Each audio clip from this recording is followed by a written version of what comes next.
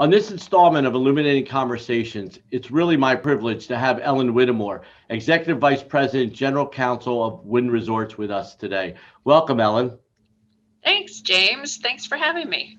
Ellen serves as Executive Vice President, General Counsel, and Secretary for Wynn Resorts. She's responsible for the oversight of the company's legal affairs, its philanthropic and community relations, and government affairs functions. So she has lots to do. By way of further background, she is a renowned gaming law expert in both gaming law, gaming compliance, and licensing, with more than 30 years experience representing some of the world's largest and most progressive gaming companies. Ellen's received many accolades throughout her distinguished career, including recognition as one of the best lawyers in America for gaming law and information technology law. In addition to her work at Wynn, she is a chair of the Nevada Resorts Association. She sits on the executive committee of the American Gaming Association, an officer for the International Association of Gaming Advisors, and is a board member of the Global Gaming Women's Organization. She is also actively involved in numerous civic and charitable organizations. Well, Ellen, you seem to be doing just a lot of things all at once.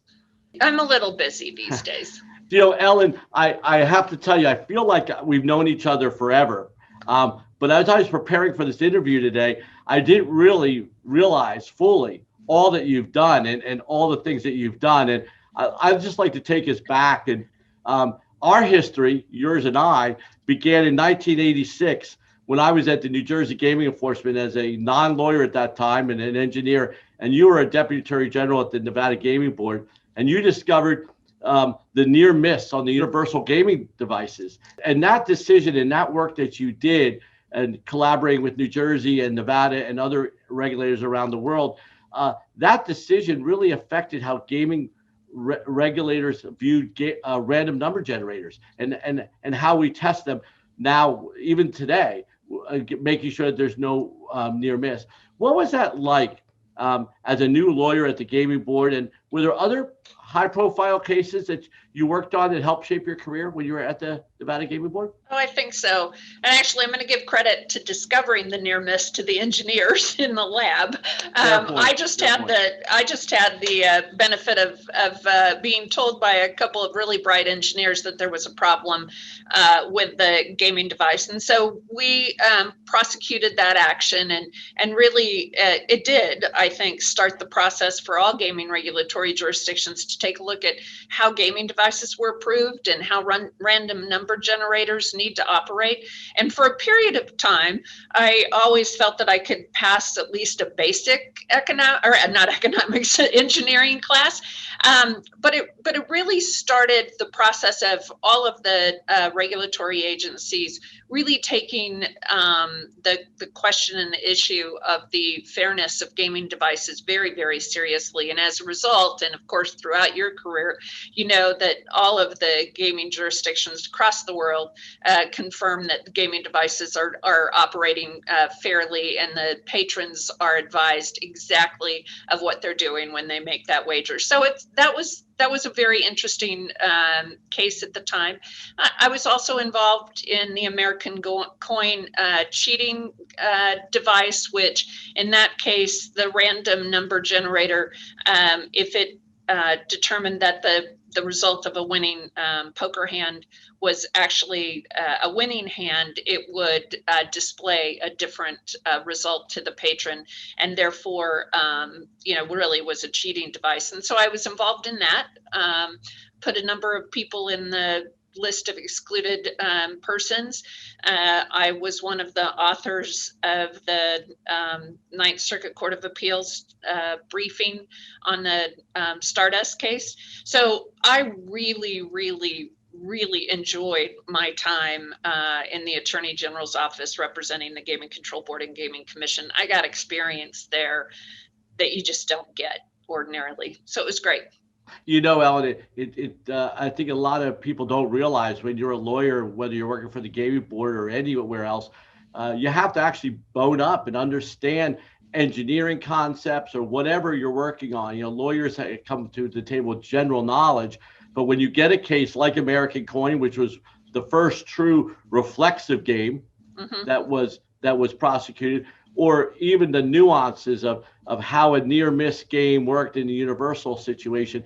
The engineers tell you what's going on, but then you have to package it in a way that the court and others that are more lay persons towards engineering will really understand it. I think that's true. I mean, before I went to the Gaming Control Board, the gaming division, I'd represented the Nevada State Board of Medical Examiners, and one of the big cases I prosecuted there was a physician who performed breast augmentation on women in Las Vegas. And right. Boy, by the time that case was over, I could tell you everything there was about breast augmentation surgeries and, pathology reports and the like. And so your comment about having to become an expert is really, really true. And I think that's why some people are so successful as trial lawyers, because they're quick enough to retain a certain amount of information for a short period of time, and then they just dump it. And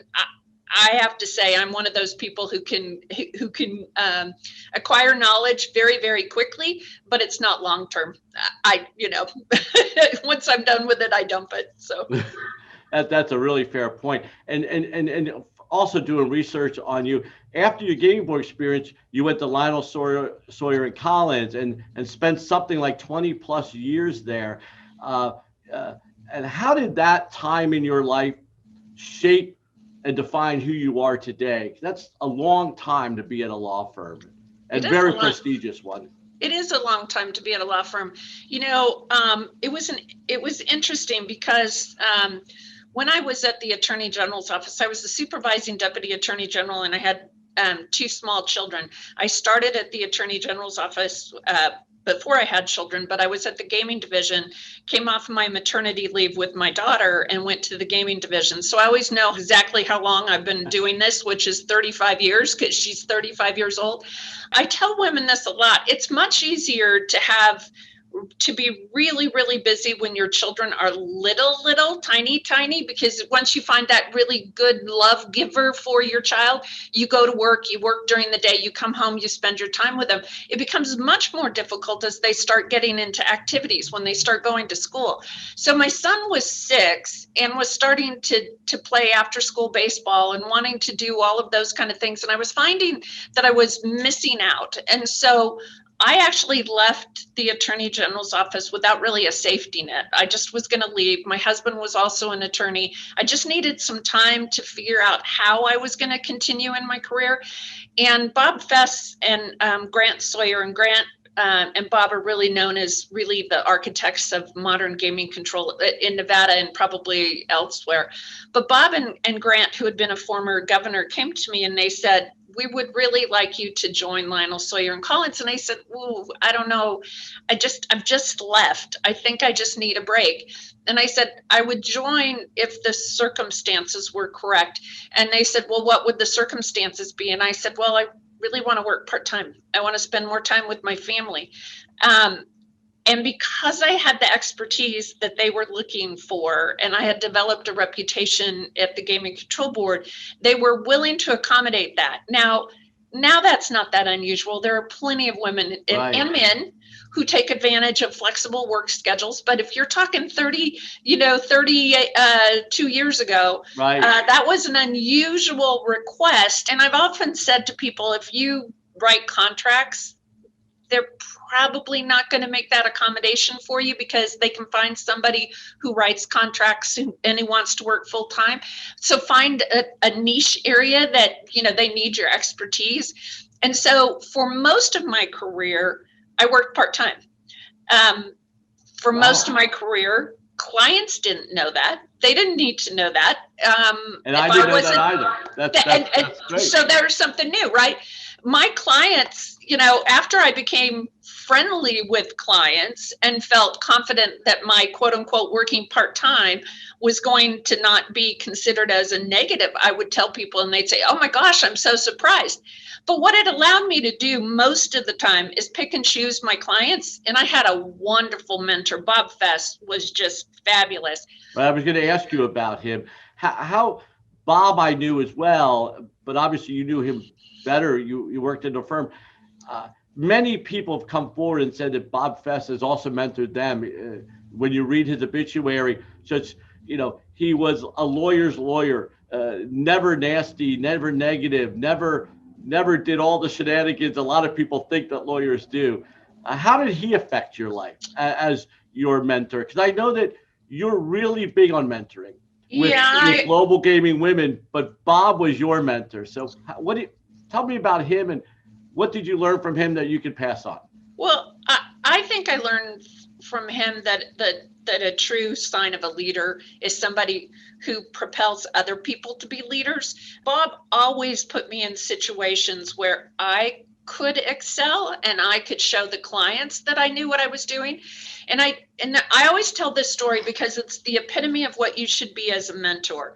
I was representing a client, and the general counsel of the client, it was an international gaming company, called me one day, it was a Sunday, and said, "Ellen, I hate to do this, but the CEO of the company would like to hear from Bob that a way that you and I are approaching something is the correct way, because they have such confidence in Bob."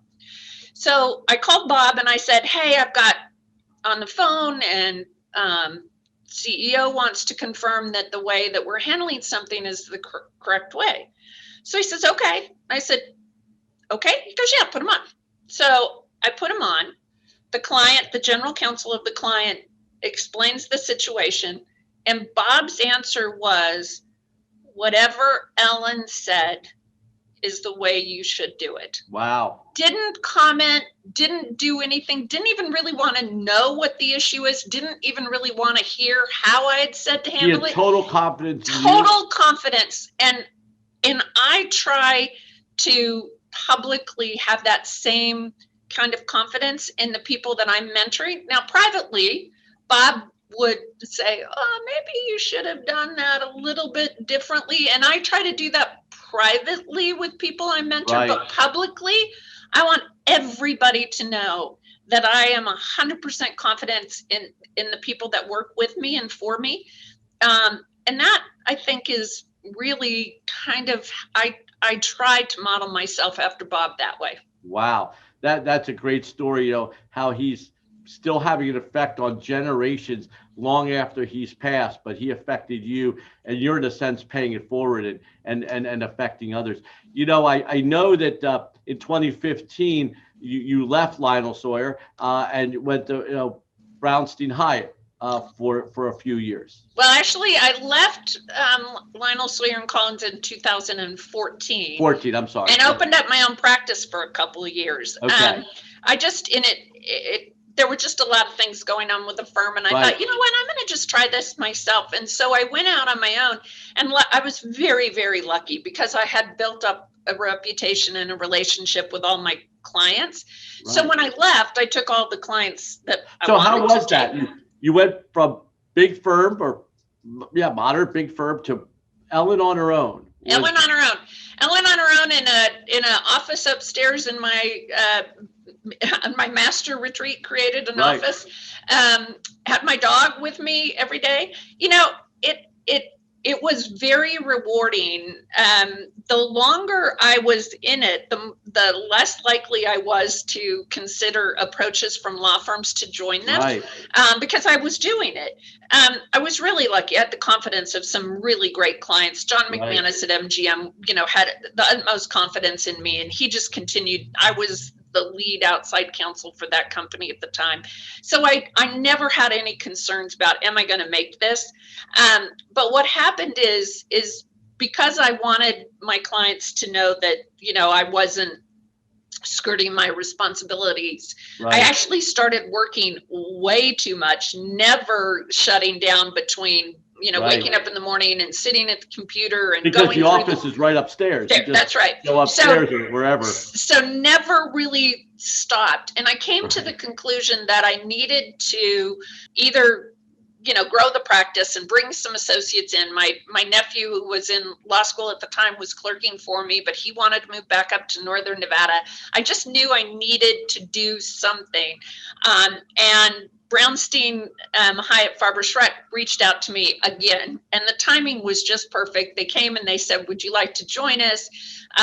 We negotiated a deal, and I know that you know this, but a lot of people don't know this. For most of my career, Frank was probably, the biggest competitor to Lionel Sawyer Right. Collins, and one of the biggest competitors to me. So when I joined, people were a little surprised, because go back to that near miss, Frank had Right. represented I Universal. think Frank was on the other side of that He one. was on the other side of that. And it took us a couple of years to get over some of But the, you know what they say, unfortunately. Ellen, you respect people that were on the other side that That's did right. a good job. So I think That's right. great. And so I joined that firm, loved it. Some really bright people. There were really bright people at Lionel Sawyer. And then this opportunity at Wynn Resorts came Right. available. I want to ask you about that. You leave Brownstein Hyatt and you jump head into your current role at Wynn, where many others might have thought they would have shied away from it. Many others would have said, "Oh no, I can't get in the middle of that." For those of you who are watching today, at that time, Wynn was in the middle of the Me Too controversy. The gaming boards and other groups around the United States were investigating / litigating with the company. Ellen, as you look back now, would you do it all over again? Maybe you'll probably say yes, but what would you have done differently through that period, understanding that everybody I've spoken to have said that you and your team, and I know it's always a team with you, have done a great job. Would you do it again? And what did you learn? And what would you do differently, if anything at all? Oh, I'd do it in a heartbeat. I would do it in a heartbeat. I really do enjoy this position. I like a challenge. I've been a little bit competitive in my life. I think that I viewed this as a challenge, and I knew, or I felt that I could be positive for the company. I've got, not only do I have a great legal team, great community relations, and I'm also in charge of sustainability effort Right. and responsibility effort here. The two individuals that I work most closely with, Matt Maddox, who's our CEO, and Craig Billings, who is our president, they're just so smart. And Right. it's so interesting and fascinating to watch them as they're making business decisions. I like to contribute as much as I can, but those two really come from the business perspective, and it's really fascinating to watch them. And I think the other thing that's been really rewarding is that this entire C-suite is committed to the changes that we had made Right. as a result of the circumstances. Right. So we are really committed to diversity and inclusion, and to preventing sexual harassment, and really embracing and encouraging women and others in the workplace. So it's nice to feel like you're doing something good for the employees, right? Well, a larger effort than just being the general counsel to the That's right. C-suite or to the board. That's right. And it kind of carried over just briefly. I was just going to say briefly this last year, right? So in 2018, 2019, I was still in the process of, what are we going to do about this? We have a Right. monitor who monitors how we're responding to claims of sexual harassment. And then 2020 comes along, and all of a sudden we have to figure out how to make sure our customers and our employees are protected in the time of COVID. So that was another challenge, and also very interesting. Challenges all around. While I was preparing for this over the last week or two, called around and asked people, give us something about Ellen in terms of how do you view her? And many of your colleagues have defined you as, quote, elegantly forceful. Elegantly forceful, meaning you're elegant, but you're competitive, and you're going to show up every single time. And this is kind of an interesting question. Are the rules different from women in the workplace, where elegantly has to always be a part of forcefulness? Because you don't know that you might hear that when we're speaking about maybe male counterparts at lawyers. How do you see, that's how they describe you, and I think it's a massive compliment, but how do you see the words elegant and forceful put together? Well, it is a compliment. I do like the elegant part. I think some of the people who work for me might not think I'm so eloquent sometimes or elegant sometimes, but it is absolutely different for women and men. And for anybody to suggest that it's not, it's naive. Has it gotten better? Of course it's gotten better. But this is still a man's world in so many respects, particularly in the practice of gaming law. Right. There were times where I was the only woman who was outside counsel to major gaming corporations in the state of Nevada. Now, it's a little bit different in places like New Jersey and elsewhere where everybody has to go through licensing, so there's more of the pie to split up. But in Nevada, really, other than officers and directors and corporate approvals, it's not a big pie in Nevada. And so there were many times I was the only woman, and there were many times where I heard a comment from a member of the Gaming Control Board or a member of the commission that I thought, that comment would not have been made to a man. And it was never derogatory. It was just maybe a different way of approaching it. A different way of approaching it, right? So I think it's much better, but it is still very difficult. We're very proud of the number of women. We have in executive positions. Our president here at Wynn Las Vegas is a woman. The chief operating officer in Encore Boston Harbor is a woman. I have a number of women who are in leadership positions within my direct reports. And we have, 44% women. We have a board that is, 4 of 10 women, really great and exceptional. But it remains the circumstance in Nevada and probably, throughout the gaming industry, that there are some obstacles for women that, whether it's family or career choices or work schedules, there are some obstacles that women have to overcome. And let me ask you about that. I know that you've been very involved with GGW. GLI's own Christy Eichelman serves today as the president, and we're all super supportive of her, you, and your entire organization. And I know you've been involved with them from the outset. But let me ask this question. What advice would you give to women just starting out in their career? And I'm not maybe only speaking about a legal career. You could talk about that, or a career in the gaming industry, or as broad as you want. What advice would you give them today that would help them in the future?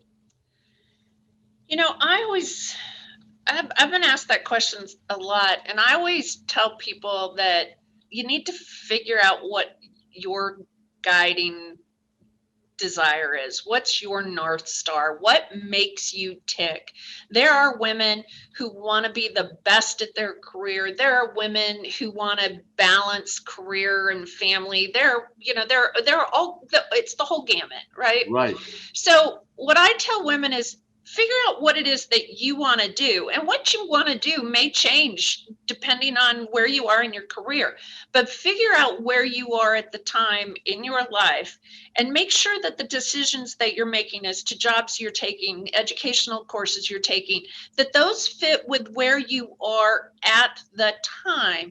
Because don't go into a situation where your core desires, your North Star, are not going to be satisfied. If you want to spend a whole lot of time with your children and you're offered a position that's not going to let you do that, then don't take the position, because you're going to end up not doing well in the position because you're going to want to be home with your children, or you're going to resent the position because you're not home with your children. So figure out what it is that you want to do, and then find the position that helps you do that. Now, that's great advice. I know it's easier said than done, but when, it's easy to hear that, but then it's the decision-making portion later that you start making the wrong decision based on what you've already decided was your North Star, right? Yeah, that's right. And I think the other thing too that I try to tell people, this is men, women, at different points in your career, different things are going to be more important to you than they are later in your career, right? And people say, can you have it all?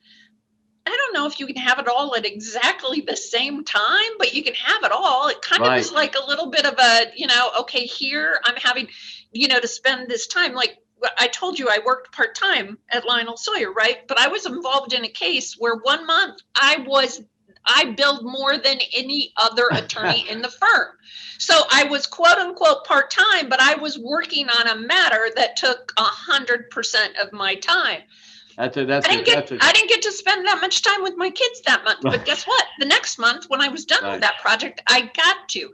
So I always looked at it as kind of waves, right? I'm going to be high here and I'm going to go low here. And so it's kind of an ebb and flow situation. It's an ebb and flow of your career.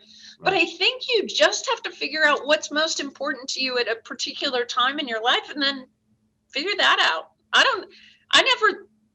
never had as a goal to be the GC and EVP of a, Fortune 500 company. It wasn't in my goal. I will tell you, even being a gaming attorney wasn't one of my goals. Ellen, but life just happens and it just shows up and you just kind of go with it. Let me, I know we talked about diversity briefly and the fact that the gaming industry struggles in that. Everyone seems to define diversity, equity, inclusion differently, and everybody seems to have different goals. How do you or Wynn define it, briefly, and what do you see as the larger goal? What's the goal? How do you know when you've starting to arrive at the right destination?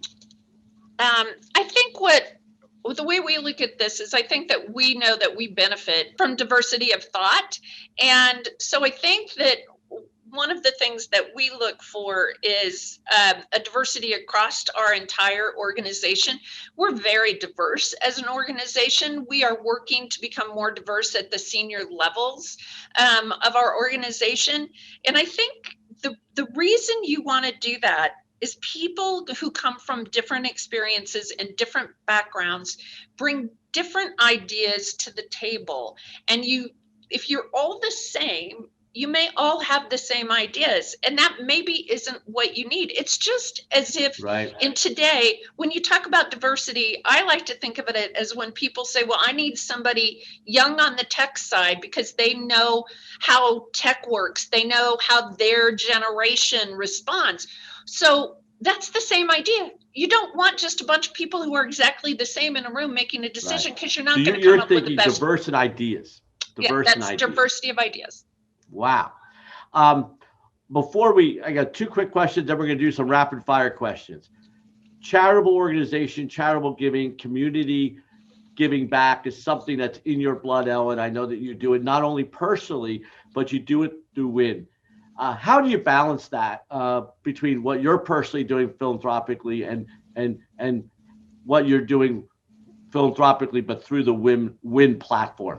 If I had my way, I'd take all the money and just give it to my organizations, right? I mean, that would be easy, right? Right. But you have an obligation to represent all of the employees who contribute to our Wynn Employee Foundation and to the company as a whole.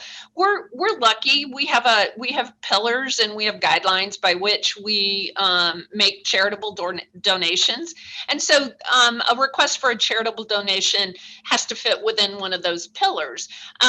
But we also really do encourage giving by all of our executives. So it isn't unusual for an executive to say, I'd like to be a member of this organization, and we approve all of those. And then generally, if they're a member of an organization, there's usually a financial requirement that's involved with that. And so we give those monies to the organization because it's important to somebody within our company. And then we have an employee foundation where people make donations, and you can, make as little as a, $5 donation. You can identify the charity that you would like it to go to. And then we match it up to $50,000 a year. And so all of our more senior executives really use that as their charitable giving platform because it doubles the money. So I make a decision I'm on the board of Grant a Gift. I have a grandson who's on the autism spectrum, and he's getting all of the treatment that you could actually ever ask for a child. But there are others who don't get that treatment. So I'm on a board trying to get that treatment to other children. Wow. So of course I make my donations to that organization through the Wynn Employee Foundation so that they're and matched. then Wynn matches it. It helps out even more. Mhm. Before the rapid fire questions, I thought, you don't even have enough to do. And then I read that you go out and you're the chair of the Nevada Resorts Association. Just tell us a bit quickly about that. How do you achieve the goals for the association as a whole, right? At the same time, you're with Wynn, but that's a bit of a balancing act. But that sounds like a tough job on top of all these other tough jobs. Yeah, the person who nominated me for that position definitely owes me a lot of drinks. It's a very difficult position because we're not all the same. We don't all have the same ideas. Right. So particularly during a legislative session, there are a lot of differences of opinion. And so what I think my role is to listen to the diversity of opinions, allow everybody to have their say and try to reach consensus. But I understand that we're not always going to agree on everything. So there are times where the association will not take a position because we don't have consensus as to what the position should be. So it's kind of a little like herding kittens sometimes, right. But it is really it's really interesting and I think worthwhile. I mean, we are the largest industry in the state, and it's important that we have a unified voice on those matters where we can't be unified. Ellen, I was just struck by that is obviously a really hard job, Nevada Resorts Association. On top of all that you do, I'm just in awe. 4 really quick questions. Answers are meant to be short, and then we'll thank you for having us here today. What's something most people do not know about Ellen Whittemore that you wish they did? My North Star is faith, family, and friends. Great. What do you do for fun? Play with my grandbabies. Right. How do you balance your work life and your family, children, and you have grandchildren as well? How do you balance that today? It's a little bit easier being a grandma balancing than being a parent balancing. There are just certain things that we're going to do. We're going to have dinner together at least one night each weekend, and usually 3 nights. Usually it's Nice. like Friday night pizza, Saturday something, and then Sunday a bigger group. Not in COVID, but I have, right. My nephew lives here and some other individuals Nice. in the family. So it really is, it's just important, and we do it. It's family dinner at the Whittemore house. It is. Last question. Whittemore Patterson. I got to give credit to my husband. Yes, Whittemore Patterson. Last question. If you could give advice to a 12-year-old Ellen, so Ellen, as she's entering high school, what advice would you give a 12-year-old Ellen? I probably would tell 12-year-old Ellen that life will sometimes be really, really hard, but the really, really good part of it outweighs the really hard part, and that everything turns out okay. Wow. Things don't always turn out exactly as you want them, but they turn out okay. I think we all can learn from that last piece of advice. Ellen, thank you so much for joining me today. As I said, I've known you for 30 years plus, and there's no short of what I learn every time I get to speak with you. It's always something different. I really appreciate you being here with us today. Thank you very much. So thanks, James. Someday I want to do the opposite. I want to ask you the questions. Maybe they'll let you do that one day. Maybe we'll turn this over and we'll let you do that day. Thanks again, James. Ellen, for being here today. Thanks.